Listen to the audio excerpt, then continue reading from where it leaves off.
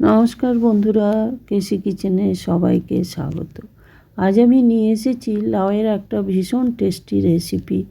এই রকম লাউ আমরা খেতে ভীষণ ভালোবাসি, আর বিশেষ করে এই গরমে এই রকম লাউ রেসিপি ভাত, রুটি কিংবা পরোটা সব জিনিসের সাথে খেতে দুর্দান্ত লাগে। চলো দেখে নিই আমি কিভাবে বানাচ্ছি।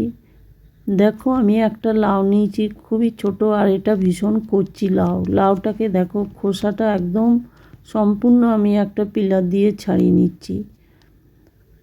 আর এইরকম লাউ কিন্তু খেতে আমরা ভীষণ পছন্দ করি, আর নিরামিষ দিনেও কিন্তু এরকম লাউ বা যে কোনো তরকারি আমরা খেতে সকলেই ভালোবাসি।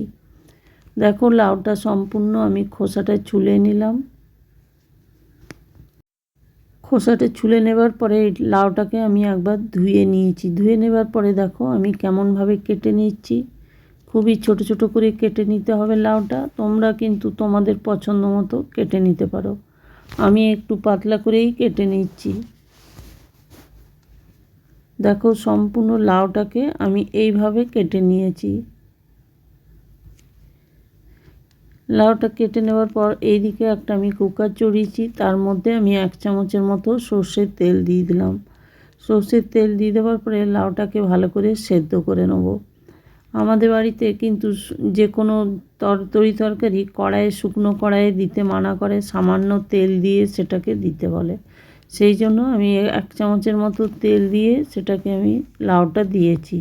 তোমরা যদি এমনি দিতে চাও তো একটুখানি জল দিয়েও দিতে পারো। দেখো, লাউটা আমি 2-3 মিনিটের জন্য সিটিটা না দিয়ে ঢাকা দিয়ে রেখে দিলাম। তারপরে দেখো 2-3 মিনিট পরে ঢাকা খুলে দেখাচ্ছি, লাউটা একদম সেদ্ধ হয়ে গেছে। আর কচি লাউ কোনো রকম জল দেওয়ার প্রয়োজন হয়নি। লাউয়ের থেকেই যতটা জল বেরিয়েছে তার মধ্যে সেই জলেই লাউটা সেদ্ধ হয়ে গেছে। এবার আমি ওটা গ্যাস থেকে নামিয়ে দিলাম। তারপরে একটা কড়াই চড়িয়ে তার মধ্যে দেখো 2 চামচের মতো সর্ষের তেল দিয়ে দিলাম। এরপরে 2টো শুকনো লঙ্কা, 1 চামচ গোটা জিরে, 1 চামচ কালো সর্ষে আমি এটাতে ফোড়ন দিলাম। এই কালো সর্ষে ফোড়ন দেওয়ার জন্য তরকারির স্বাদ ভীষণভাবে বেড়ে যাবে। তারপরে ওইদিকে একটা পেঁয়াজকে আমি খুব ছোট করে কেটে রেখেছি, সেই পেঁয়াজটা আমি দিয়ে দিলাম। দিয়ে দেওয়ার পরে বেশ কিছুক্ষণ সময় নিয়ে পেঁয়াজটাকে ভেজে নিতে হবে।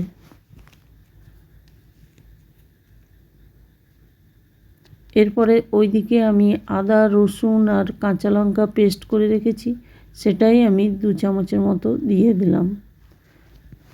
আদা, পেঁয়াজ, রসুন দিয়ে এরকম লাউয়ের তরকারি একদিন বানিয়ে দেখো, খেতে অসম্ভব ভালো লাগে। তোমরা তো অনেকে অনেক রকমভাবে লাউয়ের তরকারি করে থাকো। এইভাবে পেঁয়াজ রসুন দিয়ে বানিয়ে দেখো, একদম খেতে যে কী টেস্ট লাগবে, না বানিয়ে খেলে বুঝতে পারবে না। তারপরে ওইদিকে একটা টমেটো আমি গ্রেট করে রেখেছি, সেই টমেটোটা আমি এটার মধ্যে দিয়ে দিলাম। দিয়ে দেওয়ার পর পুরো মশলাটা বেশ কিছুক্ষণ সময় নিয়ে কষিয়ে নিতে হবে।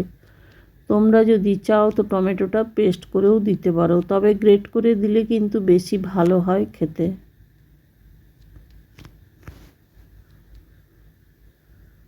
এইবার এর মধ্যে আমি পরিমাণ মতো নুন দিয়ে দেবো। লাউয়ের মধ্যে আমি কোনো রকম নুন দিইনি।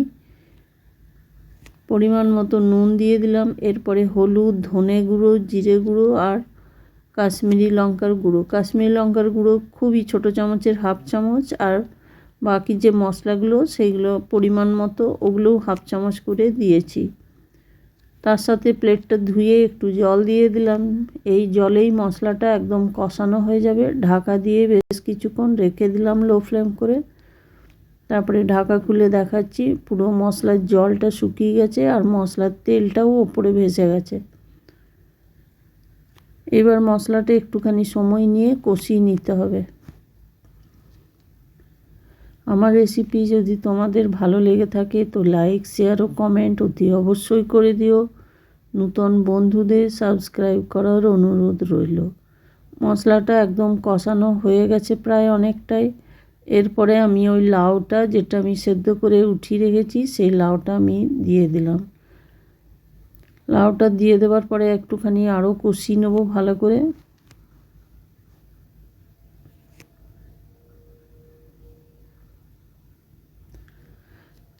লাউটা যখন আমি সেদ্ধ করতে দিয়েছিলাম তখন আমি হাফ চামচের মতো চিনি দিয়েছিলাম, সেটা আমার দেখানো হয়নি।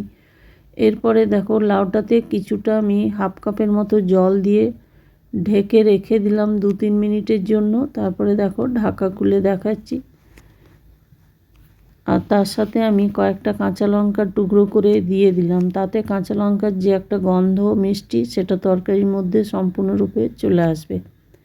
এইবার তরকারির জলটাও শুকিয়ে গেছে, তরকারিটা একটু ভালো করে খুন্তিতে করে ম্যাশ করে দেবো, তাহলে কিন্তু লাউয়ের তরকারিটা ভীষণভাবে খেতে ভালো লাগবে।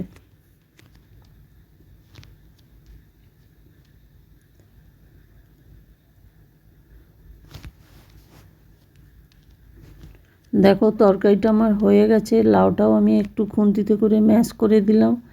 এরপর আমি ওপর থেকে কিছুটা ধনেপাতা ছড়িয়ে দিলাম। ধনেপাতা দেওয়াতে লাউয়ের তরকারির টেস্ট খুব বেশি রকম টেস্ট হয়। এরকম লাউ ধনেপাতা দিলে, ধনেপাতা থাকলে অতি অবশ্যই দেবে।